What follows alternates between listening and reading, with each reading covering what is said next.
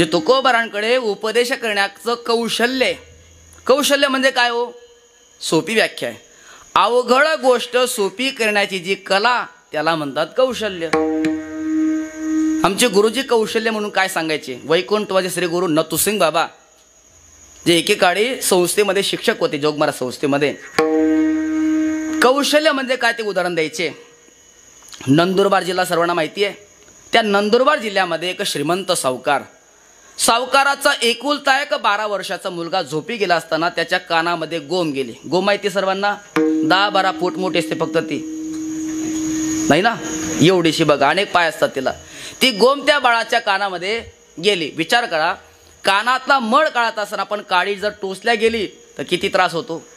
अख्खी गोम ज्या बाळाच्या कानामध्ये गेली त्याची काय अवस्था असेल. रात्रंदिवस ते बाळ रडू लागलं. स्थानिक डॉक्टरांकडे नेलं. डॉक्टर म्हटले पटकन गाडी करा आणि पुण्याला न्या. डॉक्टर गाडी केली आणि पुण्याला नेलं त्यांना. ऑपरेशन थिएटरमध्ये नेलं.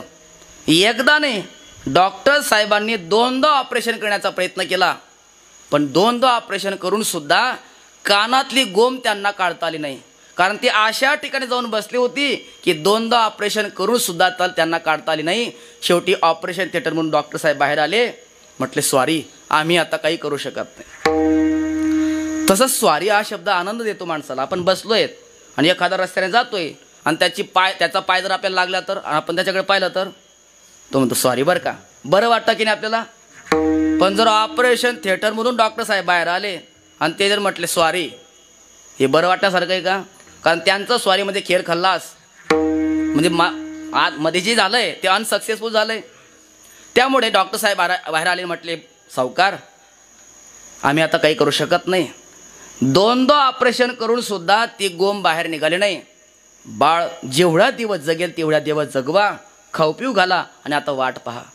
सावकाराने पाय पकडले. डॉक्टर साहेब पाण्यासारखा पैसा खर्च करण्याकरता तयार आहे. एकुलतं एक बाळ आहे, पुन्हा होण्याचे शाश्वती नाहीये. म्हणा तेवढा पैसा देतो, फक्त माझं बाळ वाचवा. संपत्ती भरपूर आहे पण पुढे वारसदार कोणी नाहीये, माझं बाळ जगलं पाहिजे. डॉक्टर साहेब प्रामाणिक होते. अहो म्हटले आम्हाला का पैसे नकोय का?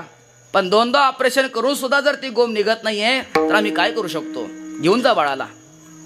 सावकार हताश झाले. निराश होऊन गावामध्ये आणलंय. गावामध्ये वाऱ्यासारखी बातमी पसरली. प्रत्येक जण त्या बाळाला पाहण्याकरता येतोय, तर प्रत्येकाच्या डोळ्याला अश्रू आल्याशिवाय राहत नाही.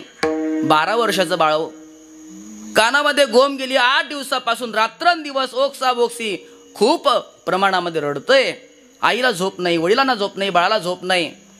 अशा बिकट परिस्थितीमध्ये ती वार्ता पसरता पसरता त्या गावातील एका सज्जन पुरुषाला ती बातमी कळाली आणि तो धावत सावकाराच्या वाड्यामध्ये आला. सावकार तुमचा एकुलता एक मुलगा आहे ना? म्हटले हो. त्याच्या कानामध्ये गोम गेली म्हणता? हो ना रे बाबा. मग तुम्ही दवाखान्यात नेलं नाही? अरे बाबा दवाखान्यात नेलं, पुण्याला नेलं, डॉक्टरांनी 2दा ऑपरेशन केलं तरी तिला काढता आलं नाही. मी करू का प्रयत्न? सावकार म्हणे घ्या. जिथं नगाऱ्याची गाई तिथं टिमकीचं काही. जिथं मोठमोठे नगारे वाजताय ते टिमकीचा आवाज येणार आहे का?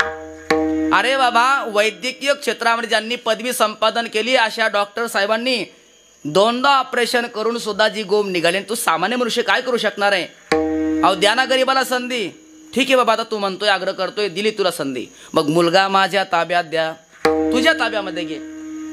सावकाराचा मोठा वाडा होता. एक स्वतंत्र रूम त्याला उपचार करण्याकरता दिली. त्या मुलाला घेतलं, त्या खोलीमध्ये गेला, पलंगावर त्याला झोपवलं बाळाला आणि तो सज्जन पुरुष बाजारामध्ये गेला. बाजारात जाऊन त्याने 4-5 बोंबील मासे विकत आणले. समजतात का सांगू? अत्यंत दुर्गंध ज्या माशाचा येत असतो, वाळलेले मासे, त्यांना बोंबील मासे म्हणतात. वारकरी लोकांना वास सुद्धा सहन होत नाही. लोक कसं काय खाता कुणास ठाऊक. ते वाळलेले मासे, बोंबील मासे आणले. वाड्यामध्ये आला, खोलीमध्ये गेला, आतून खोली बंद केली. त्या बाळाला झोपवलं. त्या बाळाच्या ज्या कानामध्ये गोम गेली होती त्या कानावर असं झोपवलं आणि खालून ते 4-5 बोंबील मासे ठेवले. वरून शाल टाकली. अर्धा तास तसाच थांबला. अर्ध्या तासामध्ये तो वास संपूर्ण खोलीमध्ये पसरला. नव्हे कानामध्ये कुरतडण्याचं काम करणारी जी गोम होती तिला सुद्धा तो वास गेला. आणि तिने विचार केला, अरे आतल्या मसाल्यापेक्षा बाहेरचा चांगला चटकदार दिसतोय. बरं ती काही माळकरी नव्हती. त्यामुळे तिने लगेच रिवर्स गेट टाकला. ज्या मार्गाने गेले होते त्या मार्गाने परत येऊन कानाच्या बाहेर निघाली आणि बोंबीला जाऊन बसली. मुलगा अर्ध्या तासात मोकळा झाला. याला काय म्हणणार तुम्ही? यालाच म्हणतात कौशल्य. अवघड गोष्ट सोपी करण्याची कला म्हणजे कौशल्य. विठ्ठल विठ्ठल विठ्ठल विठ्ठल.